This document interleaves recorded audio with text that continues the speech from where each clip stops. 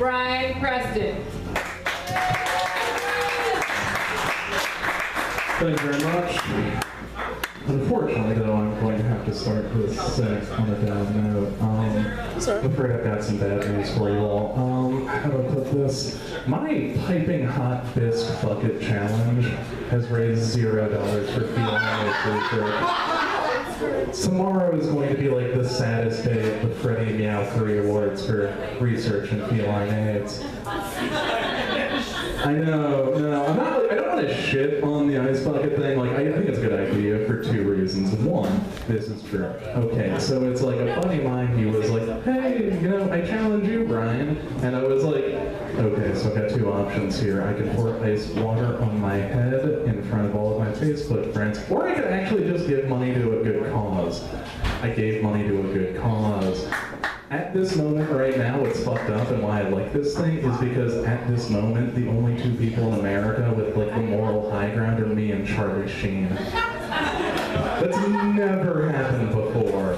The other reason I'm in favor of the Ice Bucket Challenge is just because, okay, if you think about it right, this could only happen in America, okay? And only with American ingenuity. We actually found a way to make waterboarding a fun thing for charity. No, because it is like waterboarding because someone pours water on your head, on someone's head, and then makes you do something. That's all that waterboarding is. Okay, cool. I should have just stopped the first waterboarding. It's okay. A little bit about me, just so we can get all of this over with now. So, like after the show, you're coming up to me with accolades. You don't bring this up. I just want everyone here to know I am not fucking Samoan. Okay? I'm fucking not. I am fucking sick of it. Here's the thing, okay? My actual shit, right? I am not Samoan. I don't even know how to play free safety, first of all.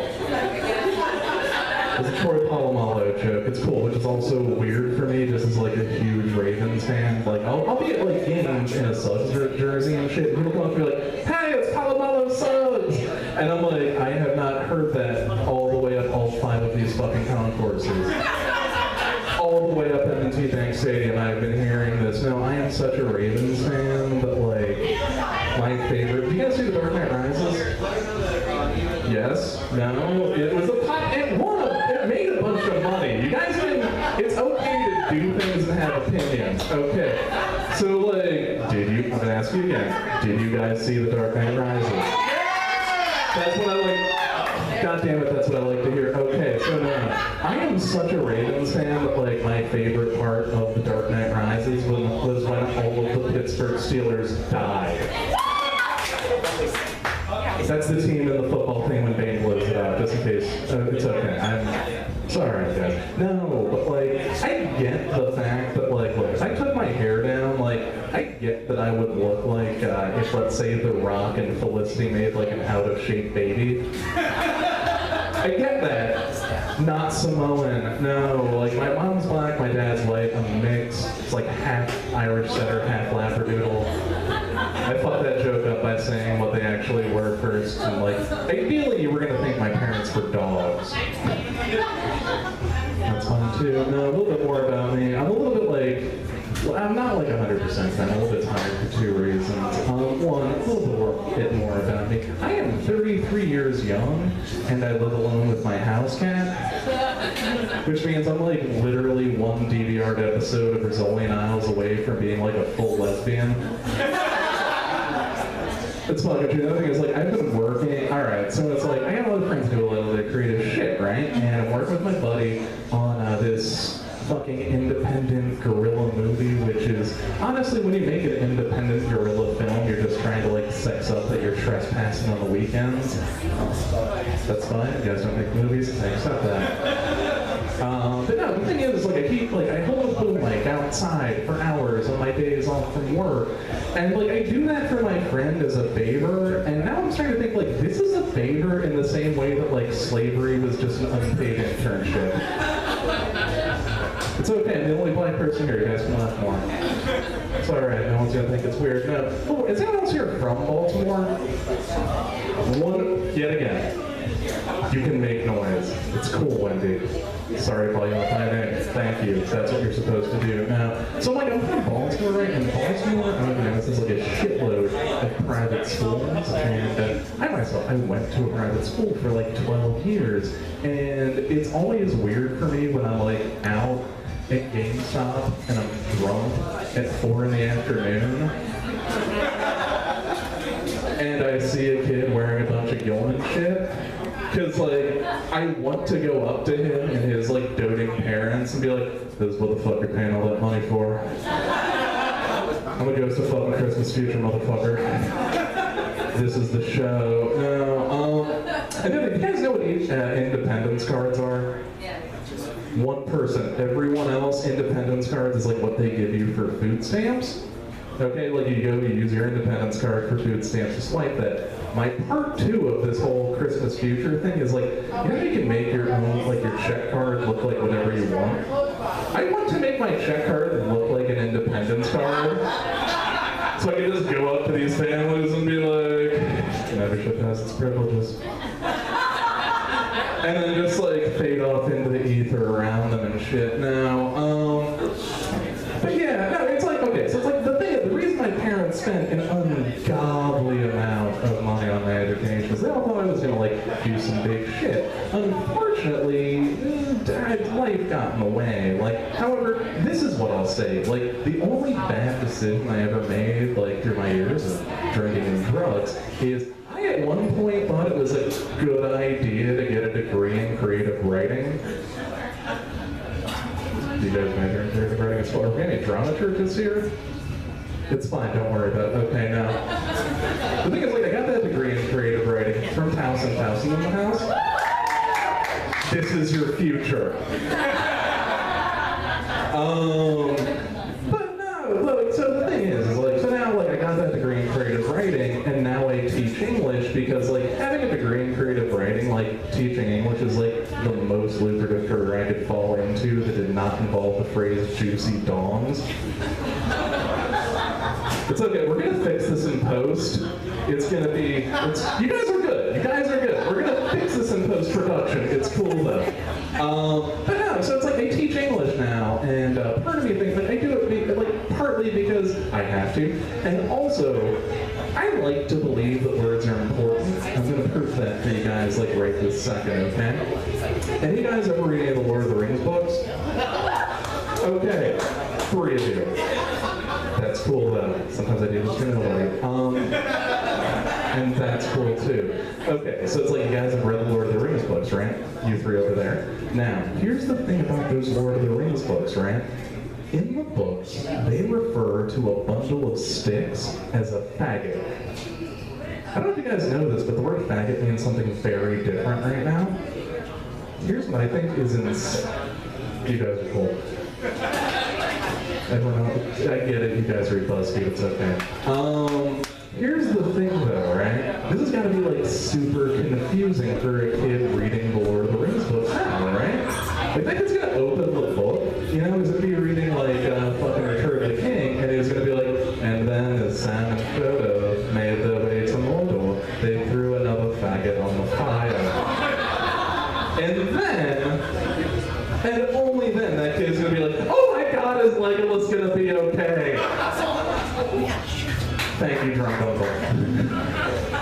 Sorry to call you out for laughing. But no, so it's like I teach English. It is, I work like in West Baltimore. Like Eric was up here earlier.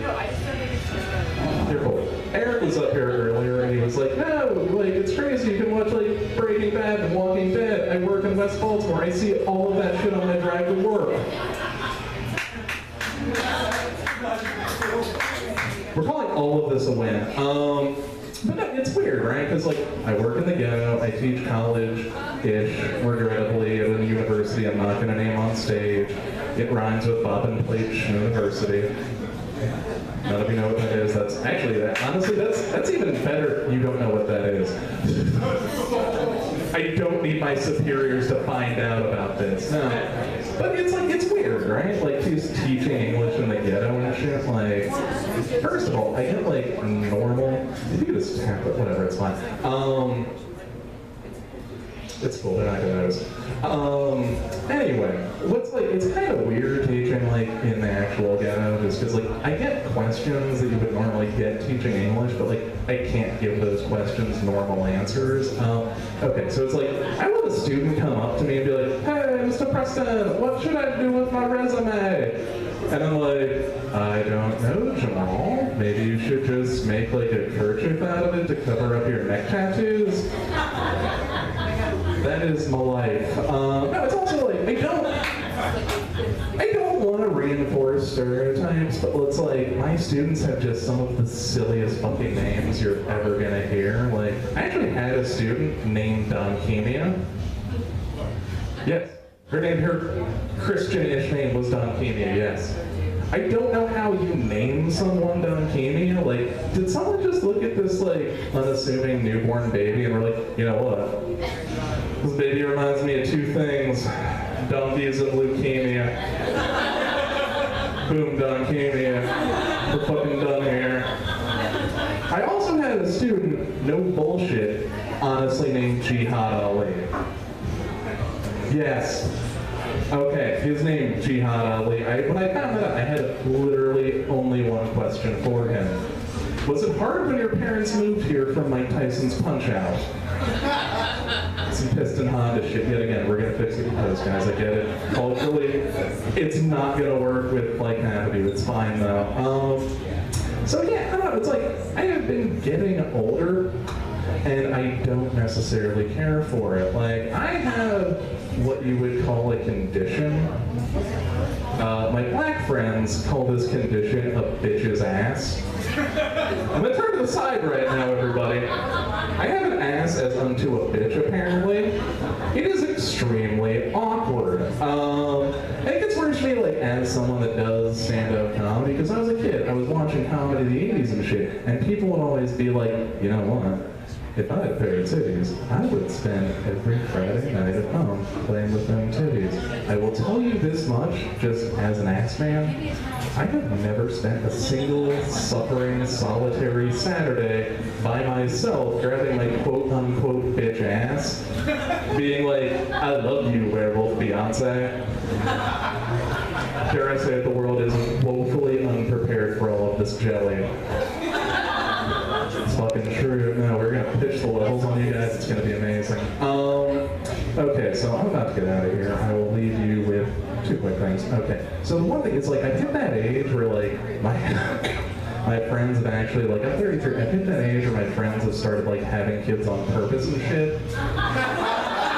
And it's made me really, really think about just, like, the fucked up shit my parents did to me when I was a little kid. Yeah, again, I already asked you guys from Baltimore, but here's the thing. In Baltimore, we have this thing called the Great Blacks and Wax Museum, right? It is just notable black folks and wax statues. And apparently, as some sort of sick Dickensian reward, my parents would take me there all the time over the summer, partly because my mom was one of those, like, raw, go Africa types, and my dad was, like, the whitest white man to ever white. So, like, they want to teach me about my culture and shit. And the thing is, though, is all that really happened to me was, like, I just became, like, deathly afraid of Harriet Tubman. Like, I would just, like, have nightmares of, like, Harriet Tubman's, like, cold, undead, waxen fingers, like, pulling my bed sheets down when I was, like, 5. And I would just look into her, like, fucking undead, like, glass eyes. I'd be like, no, lady, I don't want freedom. Cool, no, you guys are good. Okay, I'm gonna do this one. It's a little bit gross. Okay, so on that same theme, yet again, don't necessarily have the children, whatever. Here's the thing, though, about the child rearing, is like in a lot of countries, right? I don't know if you guys know this, people leave the placenta. It's only gonna get worse from here, ladies. I'm gonna apologize in advance. Here's the thing, though, like, I personally refuse to eat the placenta just for, like, one main reason. I'm not afraid the placenta is disgusting. I'm afraid placenta is the most delicious food on earth. Because then, how the fuck are you gonna get more placentas? More importantly, who's gonna want to hang out with, like, that guy who's, like, crouched over the dumpster at Planned Parenthood at 10 o'clock on a Friday? the soul rejecting